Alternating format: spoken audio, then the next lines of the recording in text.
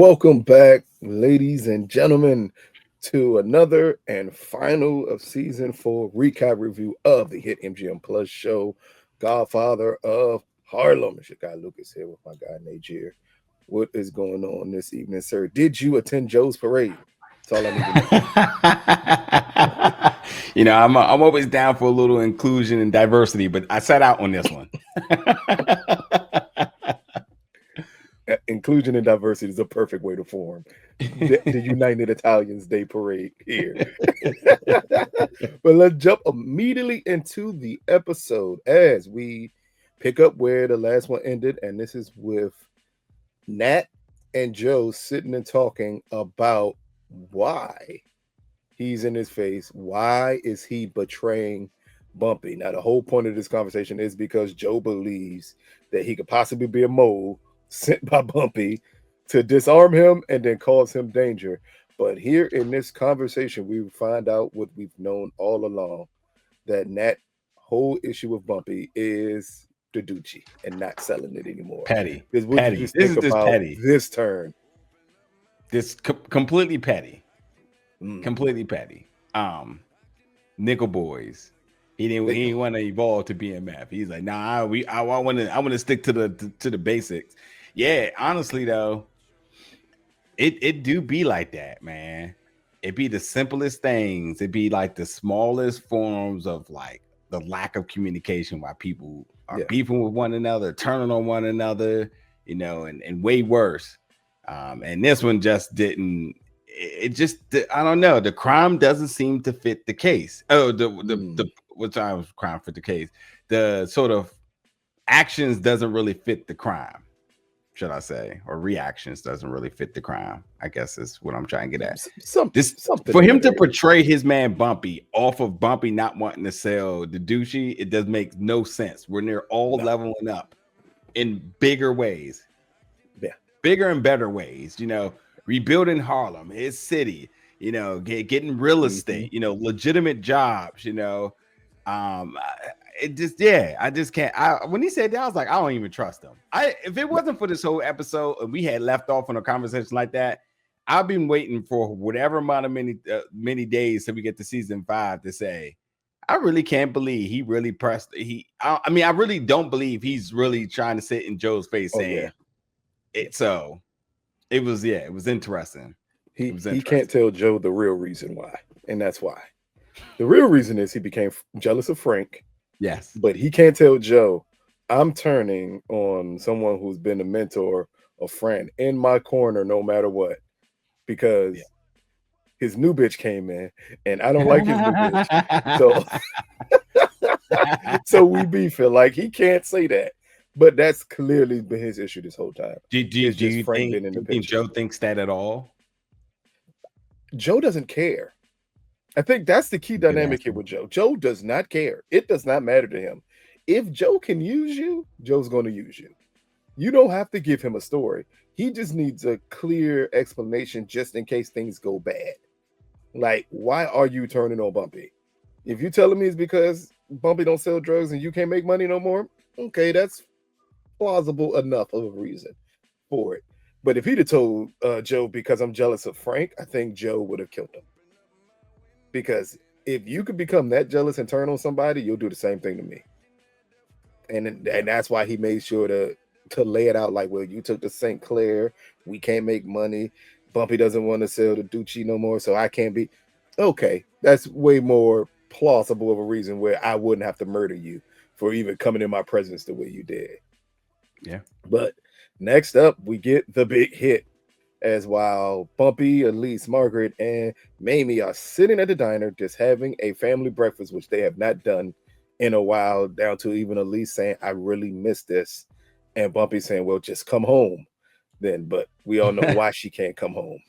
Yeah. Because Sadiq and the Panthers, she's not leaving them for nobody at this point. That's her new daddy. But here we get Frank and Dale, as Frank is pointing out, why would a cop come in this diner to eat? And all of a sudden, Frank says, that's not a cop. And we get gunfire towards the Johnson family. And one of the bullets hits Delia as she, for some odd reason, is just standing there with a coffee mug in her hand as she just got shot. Oh, Because don't Lucas, cut that's the crap. I'm gonna Cut the let crap. you already. Cut the crap. All they were missing in that moment was when she got shot. They hit about day after day. That's all they was missing. Exactly. So to cut the crap, they did it the way it was supposed to be done. It was supposed to be the whole idea of mystique of who got shot. And obviously Delia has been a character that's been honestly a mainstay this season, more than ever. I would even say probably more than even the first season, considering everything that's happened over her son. She's been very pivotal to the actions that happened in this season. You wonder what was the reason she was so focal in this season. And obviously with her other son becoming a Panther, but also I think now this right here this is the turning point for everybody. You know, they always say you don't touch the wives, you don't touch the kids, but you damn sure don't touch the lady that owned the diner. Like, I don't know. Exactly. I don't know if that's even a rule, but we're going to make it a rule. I love the point that we done named her a waitress, the owner of the diner. Like nobody even questions that. Like, it's her diner at this point. It might as well just say Julia's on the outside of it. Hey, listen, I'm gonna tell you straight up. Any Waffle House I've been to, whoever greets me first, they own it. I'm not even playing, because it's just something about that hospitality there that you're like, well, you know this gotta be her home. Look how happy she is to be here right now. You said Waffle House, but you ain't say IHOP. Nah, that man, whoever manages down. Hey, if you got the Waffle House armband, the arm sleeve, you know they dropping 30 on your food. They don't even gotta worry about it. They built for that. They built for those late night 3 a.m. hours. If that arm don't shake when she move, I don't even want her making my food.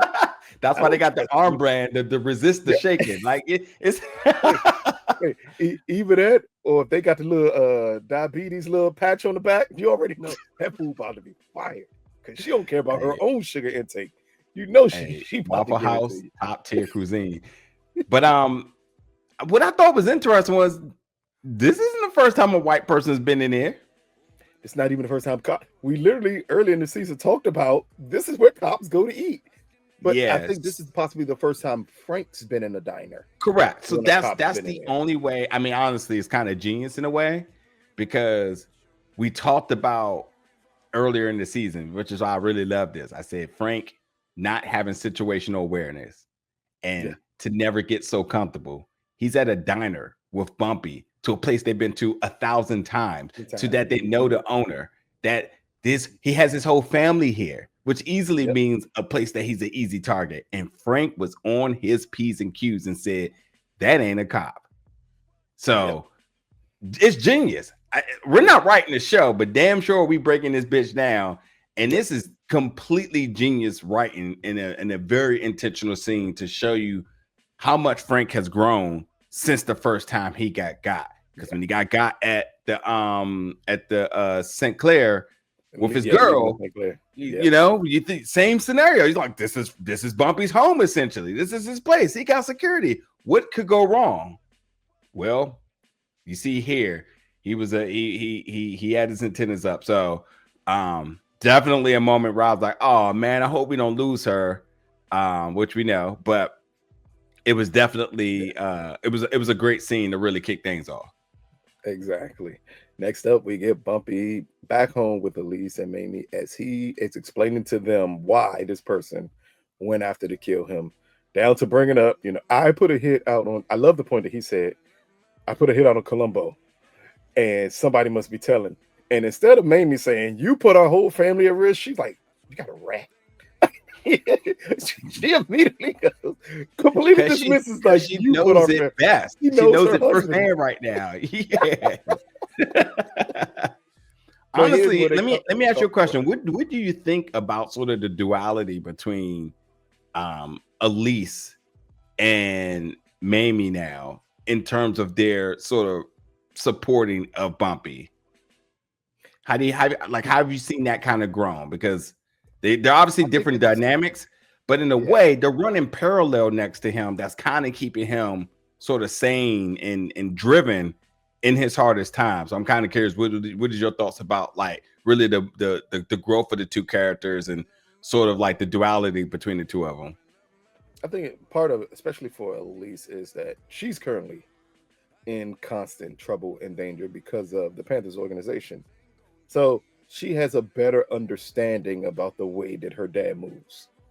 And as she got that understanding, I think it became more sympathetic to the things Bumpy has to do. Because if we pay attention early on, especially when she first got clean, it was a lot of judgment her way towards the way Bumpy lived. But now, as she's been through a couple of things and now she's with this organization and she sees the other side and how things can go, now it becomes being more sympathetic towards Bumpy and the actions that he has to take. And then we also got to pay attention to this season. A lot of it's been about Bumpy trying to be clean. Like a lot of this has been about him trying to get out of the drug game Yeah, and legit. everything. Yeah. And the When you point, say clean, and even for that hit Mamie this different for season, Elise. exactly. But even yeah, yeah, can't give up drugs for my daughter. No. But for me to be able to build and make a better Harlem, yes. But my daughter, absolutely not. But Yeah, even for Mamie here, I think the reason she's so supportive of him in this moment is because of everything that's happened this year. Down yeah. to Joe taking the St. Clair from him, almost bankrupting them completely. Her having fear that they have to move at this point, she's like, whatever you got to do to get back to normal, to get us back to where it's not we live a comfortable life, but back where we don't have to worry about losing everything in every moment. I'm fine with it. Yeah. Again, you know who you're with. And I think that's the duality between them two. At this point, it's I know my father, sure, I know my husband. We've been through enough trauma over the past, I'm guessing like this is about 6 months for them, where they're like, you know what? Whatever you have to do, I understand. But this also plays into the point where Elise goes and says, hey, maybe Margaret should stay with me and the Panthers until this dies down. And while Mamie's quickly to reject it, we see a complete flip from Bumpy here, and him like, no, that's a good idea. I'll send some of my men there to also help with everything. Just what do you think about in this moment? We know how Bumpy feels about the Panthers, but he's willing to entrust his daughter slash granddaughter in their hands in this moment. Yeah, he gets it. I meant to say earlier, we were talking about Mamie dealing with a rat. It's Elise that had the rat with the Panthers. But yeah, he gets it. He just understands the landscape of things, and he knows that this is getting too close to home. And if he's going to protect them, this is the best thing to do. Now, this may be a little bit of a reach, but maybe he learned something from Malcolm, because Malcolm did the same thing, where it was time for him to say, I need to remove my family. He didn't have the Panthers, but he damn sure had Bumpy. the less of the radical of the Muslims. But nonetheless, he said they need protection. This is getting close to home. I got to separate the two. So, and it's not that Malcolm created this or anything, but this is just the plan that must be put in place when these type of things occur. And he knows what happened to Malcolm. He sees they're after him. He doesn't want it to end up being what ended up happening, a bystander, which that could have easily been his wife or his daughter. So it makes perfect sense. And I think him understanding, even with his protection under his umbrella, is still in close proximity to him outside of it being the Panthers, which are a little bit removed. They're not even in the scope of the Italian. So, this is a good method to go. And I also don't think we haven't actually had that contention yet between the two. So for right now, this is definitely the better option. Exactly. And next up, we go back to Joe's, as Nat is there furious, like one telling them, why would you go after him in a diner with his family? I thought that was always off limits, as the hitman who Joe had do this points out he's black.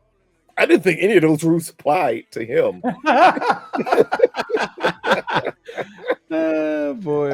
But this is where Joe comes up with another plan and tells Nat that maybe you should go and kill Bumpy at this point, because clearly we messed up. And that brings up the point that at this point they know that I'm the snitch, that I'm the person who betrayed them. I'm not getting close to him. And Joe proceeds to put $20,000 on Bumpy's head. What do you just think about? With ease. He's like, you know what? $20,000. Yeah. But what did you think about just this escalation from Joe and the point that Joe didn't even bat an eye about like going after Bumpy and his family? Joe was like, "You're black. The same rules do not apply."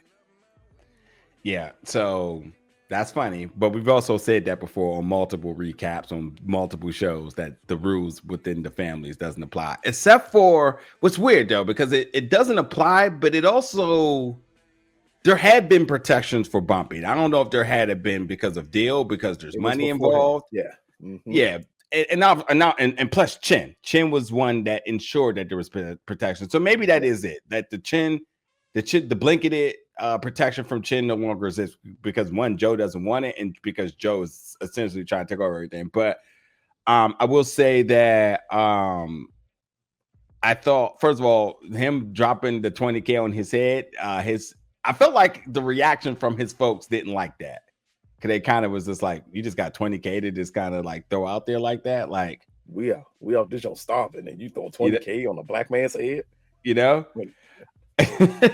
But I don't think Nat is necessarily scared, but I definitely think he has cold feet just a little bit in terms of what he's doing, because I don't think he necessarily knows that. So this whole idea of him saying like they already know I'm a snitch. Yeah. I think that's a cop-out, because on the other end, I can hear them saying like there's no way he could be a snitch, much like Dale said, like, no, not until he saw it for his eyes. So it wasn't until later on in the episode that he really confirmed that it was. He was still in doubt, but he said, what's got to be done is got to be done.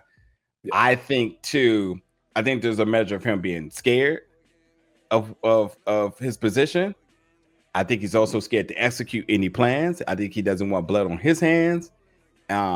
And I think he's not only a rat now, but he's acting like a weasel, where he just wants to, I don't know. It's almost, I just feel like he's just being a weasel. It's just nothing. It's crazy how much has changed with this character in just a couple of events. But I feel like the things he's saying is just trying to avoid any bit of actions or any blood on his hands. Well, I think, and it's literally the next scene. So this is just going to bleed over to the next scene. I think because Dale and him are close, Dale would question like it can't be him. But we saw Bumpy came to the conclusion immediately it was him. Sure. And I think that's the fear part. Like Dale, because that's like your brother, you're willing to give him the benefit of the doubt. But Bumpy's already like, he's stolen from me before he's done this. Of course it's him. It ain't nobody else. Yeah, down like we to said. Even Frank here was defending him, like, well, maybe it's Stella, and maybe that bitch Stella did this. Like, they're looking for every other person, but Bumpy is very adamant. No, it's Pettigrew. Like, he's stolen from me before. This is his. He's mad that we're not selling drugs. This is obviously him. So I think it's for him. I think it's not the fear, or he's always going to be a weasel, just the way he moves. But I think it's the fear that Bumpy would figure it out very quickly that it's him. Like he probably thinking Dale would give me the benefit of the doubt, but Bumpy's not giving anybody the benefit of any form of doubt. Yeah. We remember when Dale was kidnapped, it was literally thoughts from Bumpy like maybe he'll maybe he'll snitch. I don't know. Like Bumpy is that type of Bumpy is the person who everybody should be in this situation of saying, or he's the person that Chin is telling Stella she needed to be. Meaning you can't trust anybody. Yeah. There's no telling what can happen. Do not put your trust in anybody. And that's where Bumpy is, and that's where the fear of Nat is coming into play here, of wondering exactly what Bumpy knows and what Bumpy's willing to do. But next up, we get Joe as he meets with the families, and he's talking about the rally and how the families can use the rally for public perception. This is Joe playing the social media game in the 1960s of saying, influencer Joe, perception out here that, you know, we're wholesome people and that we're just fighting a wrong cause. Maybe that will help us with everyone else's view of us. But at the same time, this is him putting moves in place with the families to try to strengthen his stronghold on everything. Down to him telling the families, I know y'all heard earlier today, an attempt was made on Bumpy's life. Well, another one's going to be made, basically. We need to get rid of him. Pino backs him. we see a Banano here attempting his best to say, "You're just making this play for the takeover for everything," and it ends with Joe saying in front of the families, "If you're not with us, then you're clearly against us, and you need to decide which way you're going to go here." What do you think about this power move by Joe? Because this is big. We already knew behind the scenes what he was doing, but this is the first time he's taken it to the families and stated, like, "This is what I'm doing." Yeah, it's the reality has hit. Everything that was said by what's his name last episode. This is it. Yeah, He's making his move now. So exactly. the one thing about the families is there isn't always there's always stances on things, but there's never really arguments behind it. So because Joe seemed to be playing with the better cards in his hand, they seem to just all be folded. It's a good game of poker amongst all of them, I would say. But exactly. now that it is what it is now, and you kind of wonder how is this all going to play out, going forward. But I think I'm forgetting his name from last episode that returned. Banano. Yeah, Banano. I feel like I also don't feel like they're ever going to come to the realization of him being right about what Joe was going to do, and they're ever going to acknowledge that. And if circumstances didn't happen in this episode, which obviously is a lifesaver for the families, I think they would have just folded completely and let Joe have his way. Yeah, of course. Joe was very charismatic towards it, everything. I mean, down to Tommy, who we've known has been opposed to a lot of the changes happening, him fully embracing Joe's idea. That was the first sign that the families will go along with anything. That's true. It's always a sense of like, what's going to get us to the money, no matter what. Hey, is there anything else that matters? Maybe because they've never been like Iran for money. Like, I mean, it happens. It happens. But the thing is, like, they don't. And that's the one thing about the families. They didn't care about the spotlight, the glamour. Yeah. So the fact that what Joe's doing is almost like a cardinal sin. And they're kind of like, all right, I guess. It's interesting to change the dynamics because of this. But it is always about like what's going to get us the dollar. So, and again, that's part of the reason why Bumpy doesn't have protection anymore, because he doesn't serve them a purpose anymore. Yeah. So why would we get protection of someone that's not serving us a purpose? Yeah. But next up, and it's not much to talk about in this scene, it's just Sadiq here being upset with Elise that she brought Bumpy's men and Margaret to Panthers HQ, as I keep on calling it here. And he says, "You've gotten us involved in the war against the Italians." Again, not much to talk about. Margaret Elise then sucks up to him and says, "I could leave with my daughter," which eventually we're going to have a conversation. All of a sudden, out the blue, Elise is very, very clear that Margaret's her daughter, and Margaret is very clear that Elise is her mother. But when they're in front of Mamie and Bumpy, it's a completely different story with both of them. Like, that needs to be brought up. The moment later on in this episode when Margaret tells Jerome, "I took the key out of my mother's jacket," and you're like, where was Mamie? Like, like, did Mamie have that key in her jacket? Like, it just brings up a very interesting dynamic that I think they're playing with now to move forward in the future seasons of the show. But after that, we get Banano, Stella, and Bumpy as they meet up. And here is the plan to gain Joe's trust and to set him up to kill him. As Bumpy tells them he'll agree to sell the Ducci again for Joe, because that's what Joe wants more than anything, is for Bumpy to be selling drugs again. Yeah. But all of it is contingent on Stella being able to gain full access to Joe. And again, we'll just bleed into the next scene because that's highly important here. And that's what real quickly, one thing I want to mention too is Frank is there. And Frank is a fly on the wall. Thought that was a very important little sort of tidbit to throw in there, that he's there. And you seeing how business is being done. It's not contributing, but like, again, as we continue to see the growth of this character, because we know how important it's going to be, I would not be surprised if they're going to announce a spinoff. And like, damn, would that be the perfect person to lead your show going forward? Well, if you go by what the creator said, it wouldn't be a spinoff. because Godfather of Harlem does not necessarily mean Bumpy.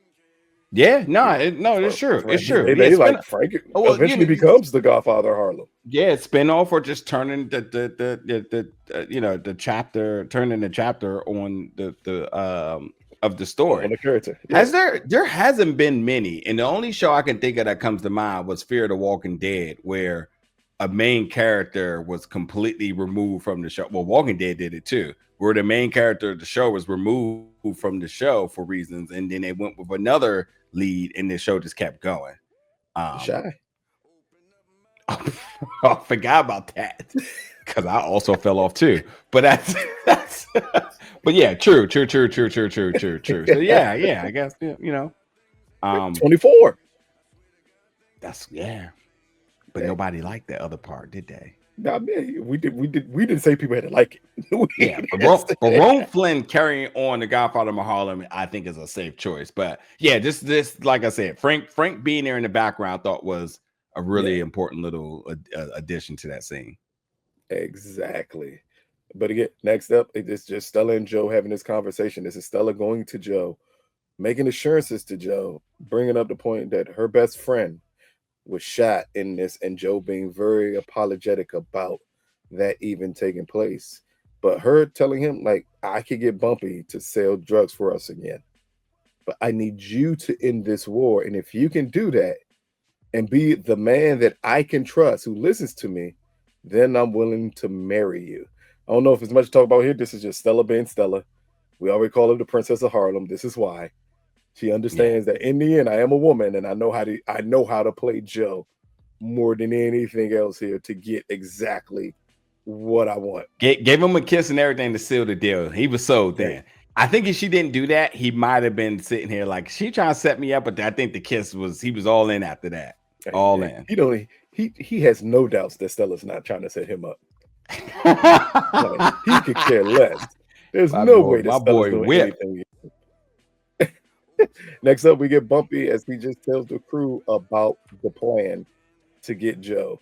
Down to I think it was Frank who brings up, oh, maybe Dale. It was Dale, I'm sorry, who brings up, you think you can trust Stella to do any of this? But this is Bumpy letting them know, like, we have business set up. I know she wants him gone as much as me, so I 1,000% trust that this can happen moving forward. Next up, back at Panthers HQ, we get Margaret and Jerome, and for some odd reason, it's a padlock on the gun safe or the gun door full of adults for some weird reason that they would even have that. Do you think it's because of the cops? No, because literally, if cops were to come, right, and you have a padlock on the door, guess what door they's going after first? The door with the padlock on. Yeah, no. So try to give reasons here. I get that there's kids there. Do you think they did it just because what's her name is now staying there? Do you think that's what it is? I don't think they did that for Margaret, because Margaret's been around guns her whole life. Yeah. Like, that's not a fear. I don't know if they just need to keep account of the guns, or that just seems like an odd safety precaution to have. A door with a padlock on it. Like, again, cops would immediately go to that door. That would be the door to go into. Hey, you know what I meant to ask you? I was thinking about this the other day. We always talk about like people's other work in other mediums. I don't think you've ever mentioned about what's her name that plays Margaret as being Serena Williams in King Richard. Oh, I'm sorry. It's because I really paid no attention to that movie was made. Really? I thought you really liked it. I don't think I did. It's a I mean, Will Smith's accent was very like it was a lot. I know you seen it way earlier before everybody has seen it, but I haven't seen it yet. But I always remember you were saying I very vividly remember you saying 3 years you haven't seen it. Sometimes it just things happen, man. I've been asleep. Hey, look here. Look, I may have got caught up in the moment. I remember I think in Toronto I saw it, and then they played Beyonce at the end, and the song was empowering. You get caught up in the moment for certain movies, and then you really watch it and be like, oh, this movie's not really good at all. I guess it happens to the best of us. What about performance though? You definitely remember. I mean, she's playing Serena. That's a big deal. I mean, and she wasn't bad in the film. Like, I don't think the children wasn't the issue there with that movie. It was that they made King Richard way more about him than the little girls who had to be talented to do so. Yeah, true. And it was because, it's Will Smith, so you have no other choice. Even more than Antionette Ellis, who plays their mom, should have been highlighted as much as him, and she wasn't. So, that movie had lots of flaws, but yes, Margaret was in it. But it's also, I think it's so far removed from what she's being able to do as she grows on this show that you don't necessarily think about it as much. Yeah. If that makes any sense. Yeah. But again, back there we get Jerome, and this is just Jerome informing Margaret like the goal is for him to get this gun since Joe Colombo killed his or shot his mother because she's not dead. But he wants revenge and he wants to kill Joe Colombo. It's something very interesting about this whole story with Jerome that we'll have a conversation at the end of the episode because it's you know what, and it is interesting to me that I never put the pieces of the puzzle together. I don't know why it didn't hit me until it happened in this episode. And I was like, oh, that's why all of this had to happen. The name play, why all of a sudden she had another son. Like all of that plays into it, and you're like, I was like, that's interesting. It's a way to play with history, even if it's a little bit revisionist and altered. Because there's a lot of I got a lot to based on a true story. This is not the real thing that happened. Yeah, go ahead. But yeah. So beyond that, though, beyond the historical events. Do you think it was more effective for Delia to die or to just been shot and injured here? I think shot and injured. In the end, if you're gonna want to use this character in the future, and this character, as we said, they ramped her up a lot this season, and maybe it's not a character that you want to kill off so fast because that connection between her and Stella is highly important to the way a lot of these plot points move. Yeah. So you want to keep her alive, but you still need something tragic enough to happen that leads to the actions that we see takes place by the end of this episode. Yeah. Like that was the important part of it here. Next up, we get Elise as she goes to see Bumpy right after Bumpy and the crew are watching the news report on the Italian Day rally. But here, Elise just needs to go see Bumpy out of fear. This could be my last time seeing you. This whole thing right here, just a nice father-daughter moment here of her just letting Bumpy know just how much she loves him and cares for him. And Bumpy letting her know everything you're doing with the Panthers, everything you've done, I am proud of you. Like this is something that he does not say often to Elise at all. But here in this moment, this is just a nice moment between father and daughter. This is what you think about again. This is part of Bumpy flipping his ideas on the Panthers completely. Yeah, I mean, you say that now. Malcolm is doing this. What? I wasn't expecting you to say that. You say this now, but in real time watching this, I said, "Oh, this is foreshadowing for something." Yeah. So I was a little worried here, and I was just like, "Oh, is it time to give Forrest Whitaker a break?" Or I just did. I started thinking like, "Oh man, what shows or movie he has coming up? Is this it?" But no, you're right. It is a touchy moment and an acknowledgement between the two. But I do think the payoff here is yes, the turning of sort of the page to feeling the emotions towards the Panthers, and I also think this is injecting the fuel back into Bumpy for the OG Bumpy we know to get ready, suited and booted for war. Yeah, exactly. Next, before any king has left war, he always had to go to his family first and have that moment. So it's almost like we feel like Bumpy's getting ready to leave the castle, leave the throne, jump on one of his dragons, I guess, and go out there and do his thing. This couldn't help to bring up a House of Dragons reference. There was so many other ways you could use a king.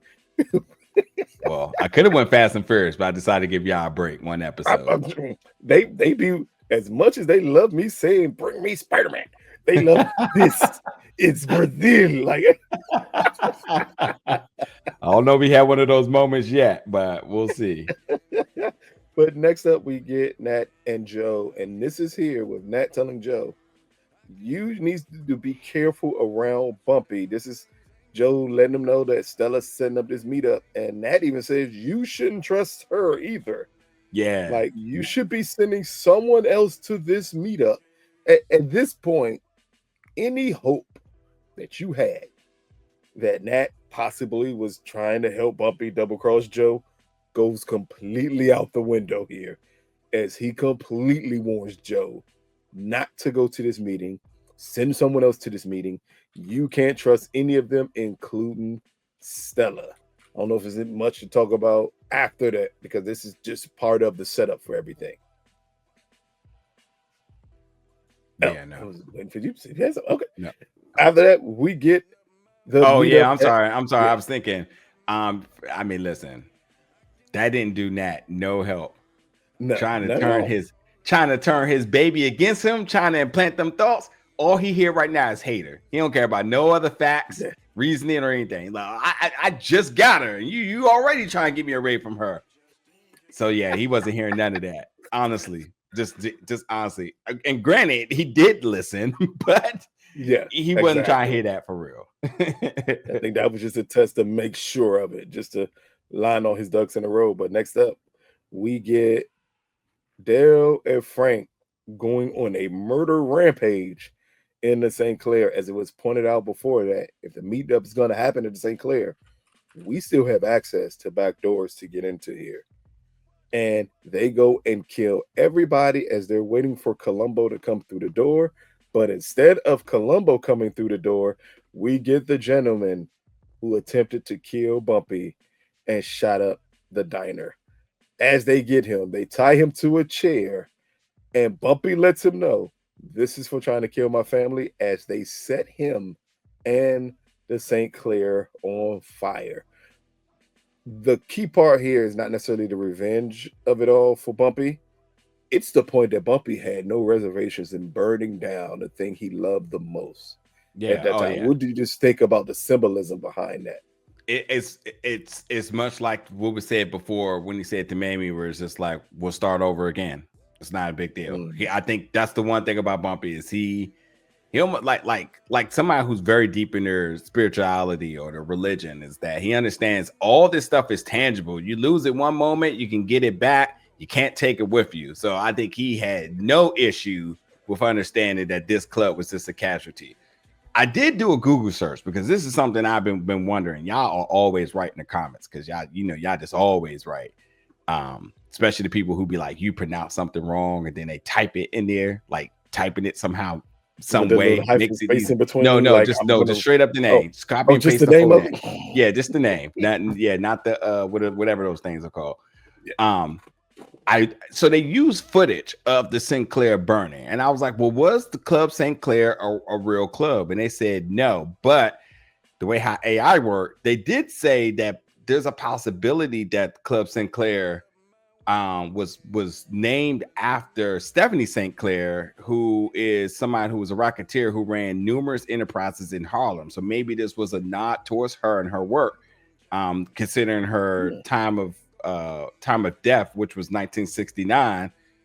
It sort of makes sense. I'm like, that's a great little nod. So the club is a fictional thing, but it seems to be sort of paying homage to somebody who had paid somebody a real dividends, a real icon in Harlem. So I thought that was cool, but it still remains. Where's the stock footage from, or did they film it that way to kind of give that historical value, which I also love as well too.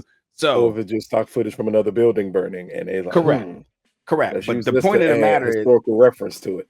Yes. The point of the matter is, if their whole purpose was to get people to go out and research, they did it. They got me. They got me straight up. So I mean, this whole series is about researching things, and then you finding out possibly the true stories and how things are possibly altered for dramatic purposes. And then sometimes you find out it was altered for dramatic purposes, and you're wondering, the original was way more dramatic. Like, This is true. And This speaking is of the very stock true. footage, that's in the next scene. That Stella is watching the footage of the Sinclair burning. At the same time, we go back to Joe's hideout lair. I feel like calling it a lair so bad, but then that feels like so super cartoonish evil to have a lair.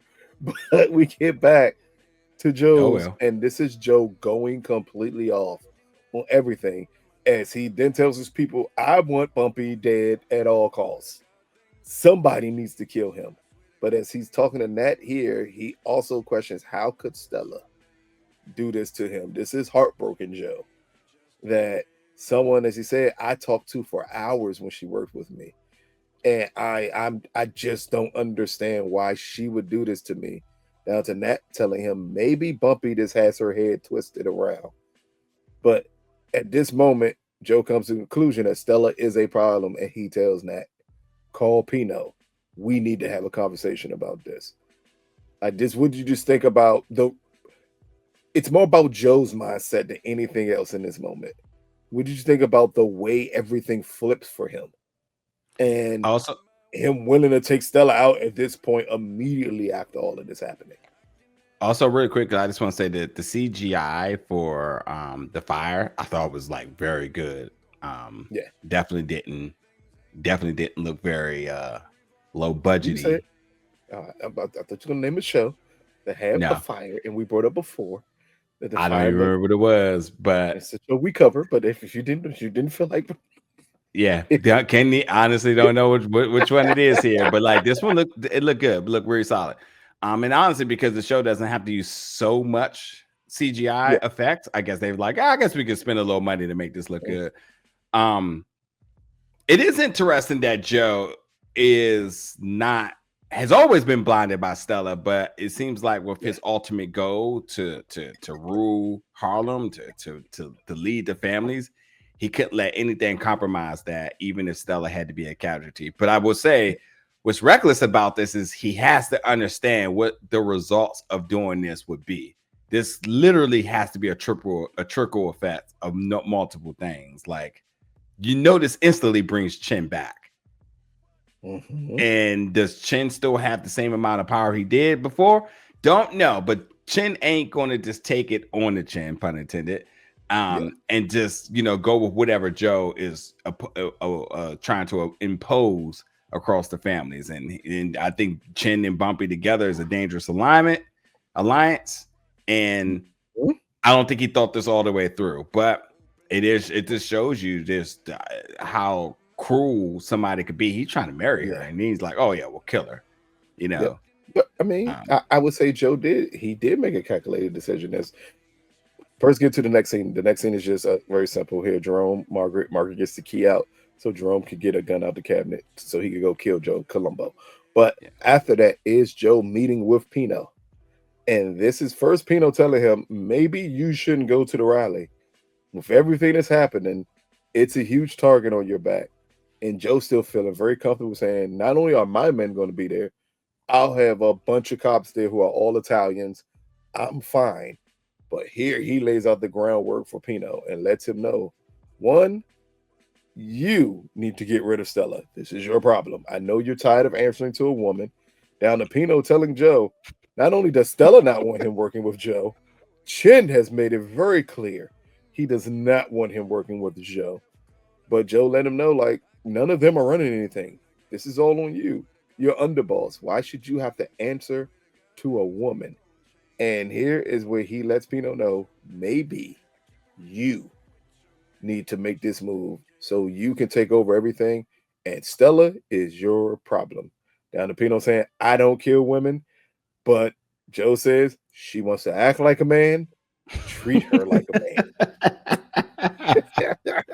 What did you think about this conversation as we see the loyalty of Pino fully tested here?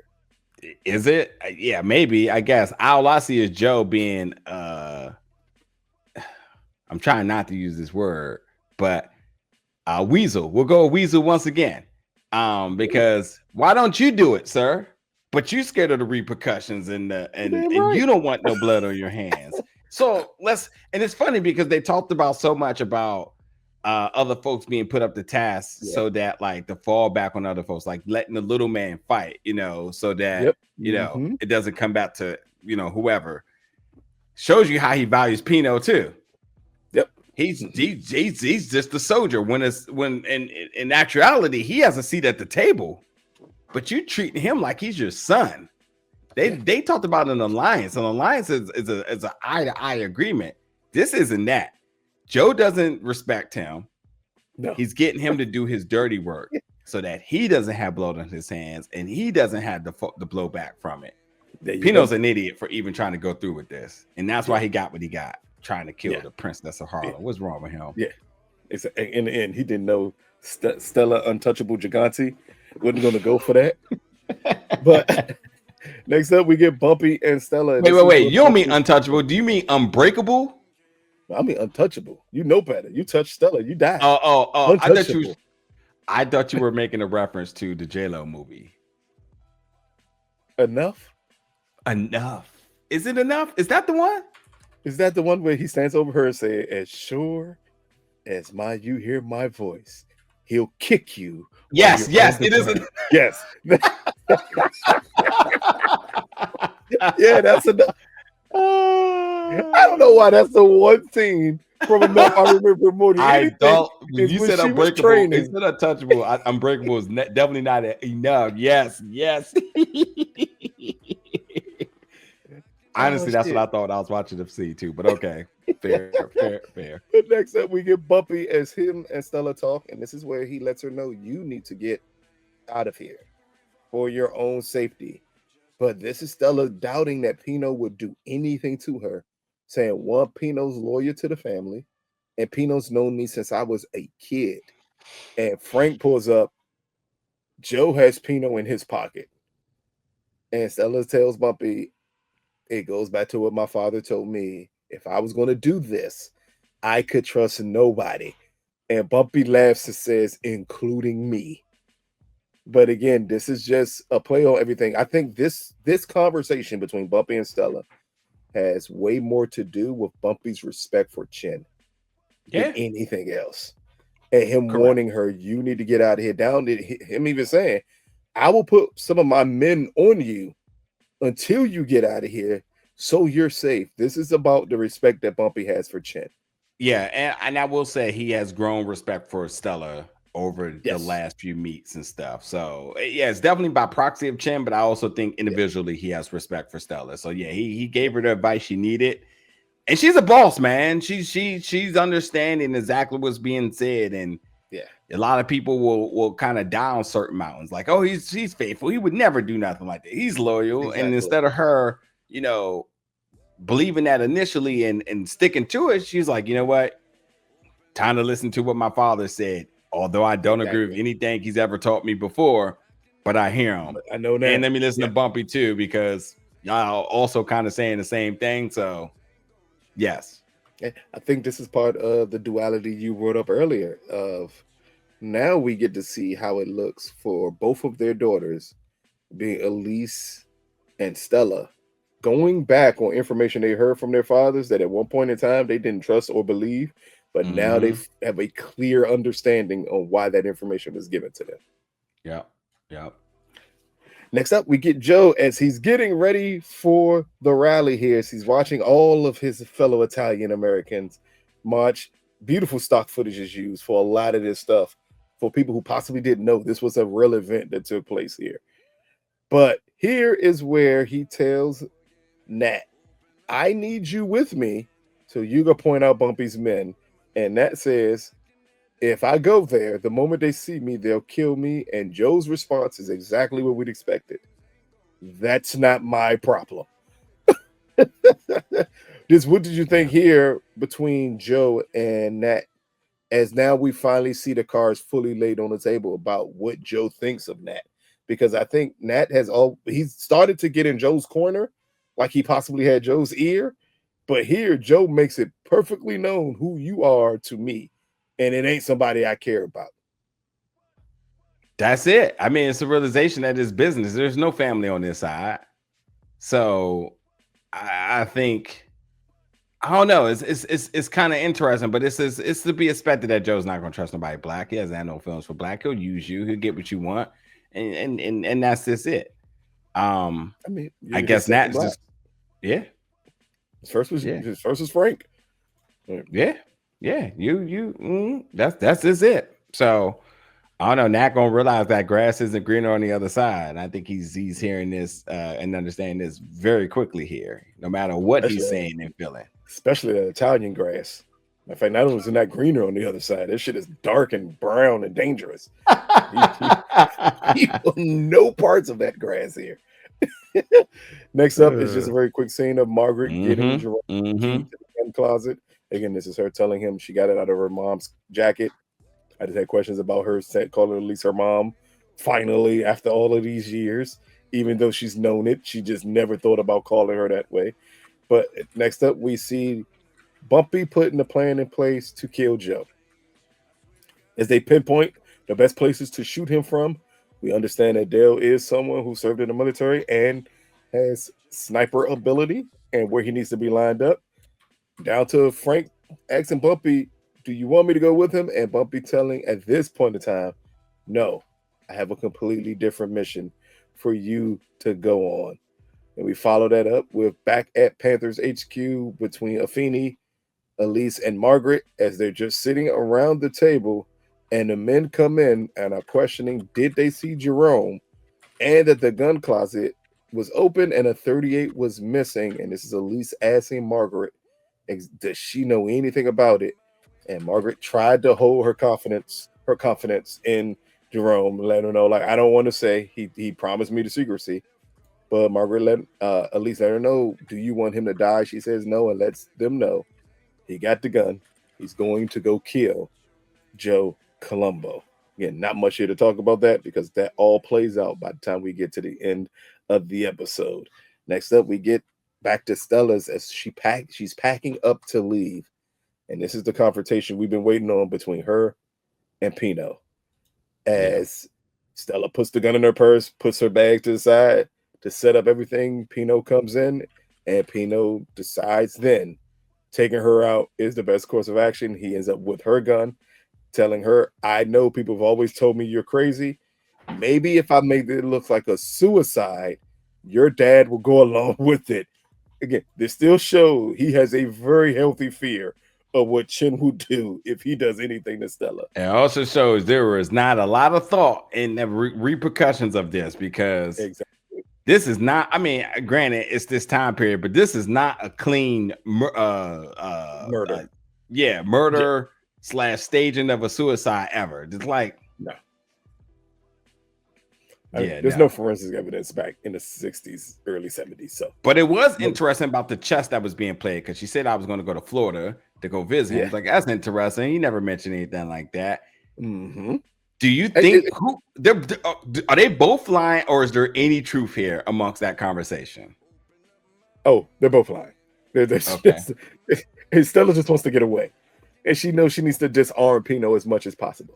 Correct. I'm just thinking like there's a possibility she could have called him, but I'm also thinking like, is there any chance that Pino and Chin talk? And that's the one I'm like, absolutely not. Absolutely not. Absolutely. And to me, it's no chance. I don't believe Stella called Chin because Chin would have been up there. True. Because if she'd have said, I think Pino wants me dead. He could have said he could have said less for more. It's like Joe out here think he run in Harlem. Oh, really? Okay, bet. Yeah, that's it. Yeah.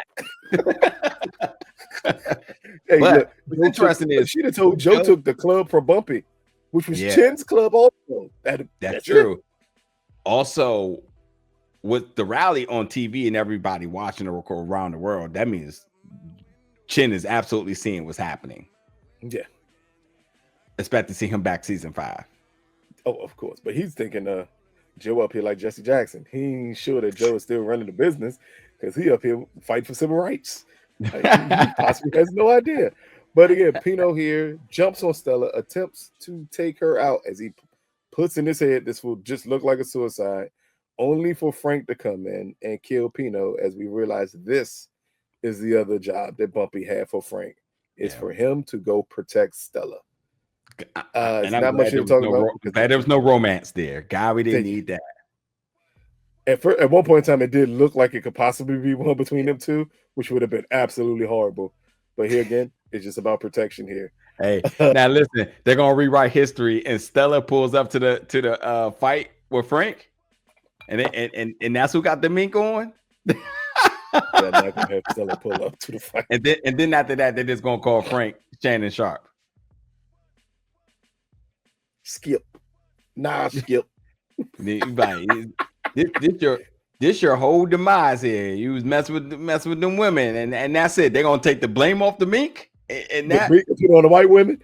If Frank would mess with those white women, he'd have been perfectly fine. Imagine that. That'd be crazy. Next up, we get the big rally and the big event at the rally as we get the stock footage of it, which is amazing. Again, it's always good to see the way they blend in historical moments that happen along with just the way they shoot up and set up scenes as we get the stock footage. Then we get Joe on his way to the rally. Once we get to the rally, we get to the Panthers trying to get into the rally. And of course, even on a day that's supposed to celebrate, inclusion, diversity, and be inclusive to all. And not to mention that this whole rally is about the Italians and their civil rights. Their civil rights against no other than the people that are trying to prevent the other people who aligns with that by way of the cops. I'm confused about who's on whose side here. And I know they're Italian cops because they say they could get Italian cops. Yep. Mm-hmm. But this is still like dirty work happening right now. And those Italian cops said no niggers allowed. You don't get your nigger ass out of here. I know they are talking about us up there, but y'all still not coming in. Don't worry about it. Yeah. Exactly. Don't think we up here partnering together. No. We're still better than you all. Like we're just fighting against them as the Panthers can't get into the rally. And then we get the arrival of Joe on stage at the rally as he is up there championing his people, only for violence to incur. As this is where we get Dale as he's setting up, as Bumpy and Mamie's watching on TV. Everyone's watching on TV. We see Dale setting up to take out Joe, but instead we see Jerome with that same 38 the Panthers were worried about as he manages to get a shot off and shoot Joe. And just as his bodyguards are going to respond, Dale picks them off instead, and the Panthers are able to whisk Jerome away in safety. Just what did you think about the way, before I ask you about the historical elements of it, what did you think about the way they played in this scene, that rally, down to Joe getting shot, down to Dale's reaction to everything? It's a lot. This is how you end a season. Gives you so much time until the next season to kind of do your historical research, but also start to think about what's the possibilities going forward. And there's a lot I really want to cover here. So first thing is Joe Colombo being shot, which potentially could be killed here. We don't necessarily know. It's not. It wasn't a fatal shot, but it could be a fatal wound. So we don't know just yet. But he's shot. And to me, the first thing I think was like, damn, losing Michael Raymond James off the show definitely sucks. Fantastic actor. If this is how they're going to do that, because they easily could say he was fatally shot, went to the hospital and died. That's it. The next thing is Jerome relevance in this season. It didn't dawn on me until this happened. I was like, oh, that's right. Then I had to remember Jerome Johnson, which is funny because Bumpy's last name is Johnson. Elise's last name is Johnson. And so thus means Margaret's last name is also Johnson. But I thought like, okay, cool. This is how you bring that story full circle. It just makes sense. This is good writing here. This is a good flow to a season. The chaos and everything that's happening in the pandemonium that's happening, Bumpy watching on TV because of course he knows what's going to happen. But then also too, we see that Dale sees that Nat is also fully on their side. So we see exactly, and he was going to take a shot at his boy if he was able to get it, but he couldn't. But we just know now, like he definitely sees that Nat isn't loyal, and you're just setting up drama between those two come next season. Then ultimately comes the research part. This event happened in 1971. Bumpy was dead in 1968. So to me, what's interesting here is I love the fact now that the next season, I think we fully can step away from trying to align the timelines and just the creative freedom with inspiration and nods towards the events. And they're going to play it the way they're going to play it. Now, I'm just to be clear, every biopic that you've watched, we talking about from Bohemian Rhapsody, we talking about 48, any of these biographies, they always switch things up to heighten the drama. So I'm not mad at that. Don't want people to be overly critical about this because it is and I'm saying 48. Oh my God, 42, Jackie Robinson. But this is the norm. So we can't be overly critical about this one because every other biopic, docu-series has always done this. But I'm just glad that we at the point now where we know now that if you're either going to, what year we're going to put this in, so y'all can stop arguing. This is really the year because this happened in 1971, but Bumpy died in 1968. Bumpy's alive, so we in the 70s already. Then that's what it is, So I just like the idea now that we go into the next season and we clearly have a blank canvas for them to kind of really do what they want to do. We don't have to be so loyal to the timelines, and we can just see how they're going to play these events out, what order they're going to put it in, and what the ripple cause and effects they're going to do from this. Now, the last thing I will add too is because of this, Joe becomes paralyzed. That's the real story. Yeah. Will he be paralyzed? And I'm honestly, I'm curious to see Michael's performance in that capacity. That's the thing. So they have the opportunity. I don't know if can you hear me here, right? Yeah. Do you think they're going to play the angle that Joe is paralyzed, or they're going to play the angle that Joe is dead? That's exactly what's interesting. So the cliffhanger element here for this is monumental. I'm super excited about how this is going to play out. So it's a great ending to this season. Probably one of the best seasons if not the best. It's definitely amongst the top two, I would say, for this. And ultimately, with everything that happened here, Bumpy is ready for war. OG Bumpy is back. It's time for us to really get to some gangster shit come next season. So I enjoyed this, the ending of this, how they did this, and all the possibilities they can do going forward. Yeah.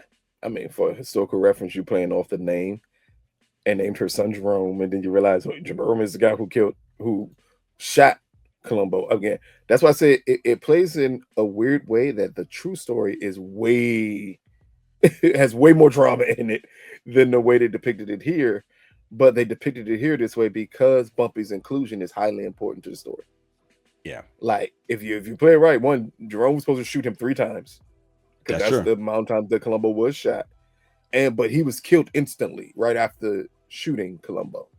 So the point that they played it differently, just again, it pulls credence to the point that they're not paying attention or caring about when these historical events happen, because they need to be played out a certain way on screen to help tell the story of Bumpy Johnson. So it's not the 100% true story. If you're looking for that, again, you got to look back in history at that. It's so many questions if that's what you wanted as a story for Bumpy. But here, as it pertains to this season, again, well, let's get to the last part before we to pertain to this season. As Banano ends up meeting up with Bumpy and Stella, and here he tells Bumpy, the families are okay with what you did as long as you agree going back to selling drugs in Harlem.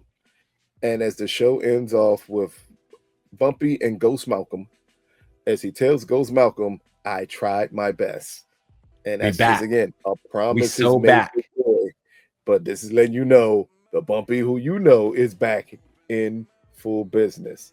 So again, you already said your thoughts about it. My thoughts is easy. This is possibly the best season of Godfather of Harlem.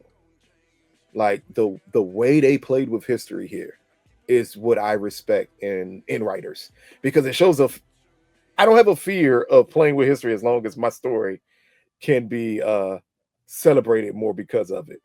Like before this, I never even put two and two together like I should have, that because this is technically supposed to be the second annual Italian Day rally that Joe was shot at, not the first.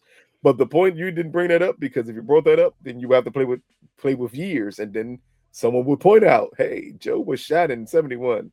Bumpy died in 68. I remember one point in time, I think someone tried to bring up we were in 1969. It's so many different ways they play with that, but this show does a beautiful job of never pinpointing fully the year that you're in. Yeah. They just want you to pay attention to Bumpy and pay Yeah. attention that this is a story about a man who attempted to get out of the game his best. He put his best foot forward, but the world was pushing him back in. And no matter what, he couldn't get out of it, even after losing his best friend and making a promise to get out the game. So to me, this is the best season of it, because one, we got to see Bumpy, we got to see an expansion of Mamie, we get to see more personality of Mamie this season. We get to see the growth of Margaret this season here, and her becoming a young lady that she is.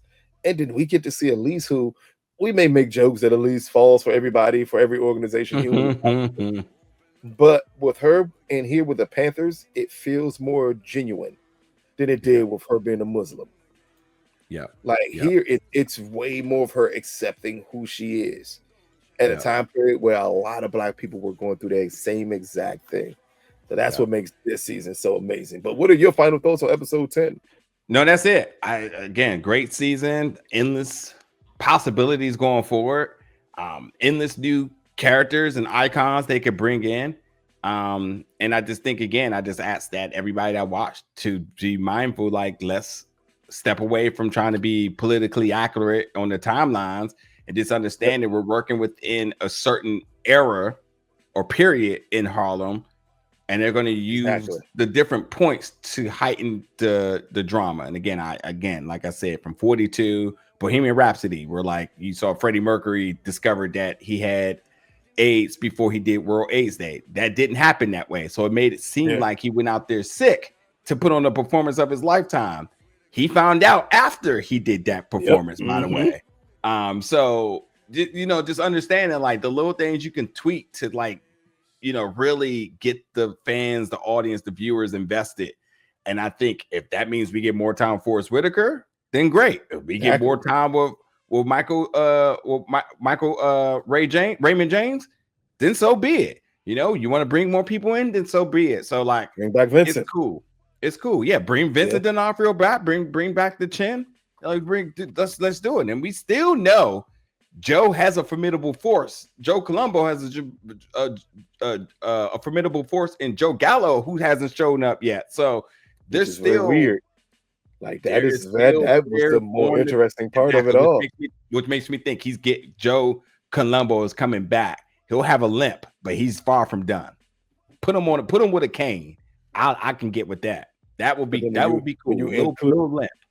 When you include Joe Gallo, you include that a lot of this that happened to Joe Colombo was attributed to Joe Gallo, who only lives a year after what happened to Colombo, as he was like, it's so many things. But then Carmine follows Joe and Joe Gallo, and you wonder, that's a whole different type of person to bring in here.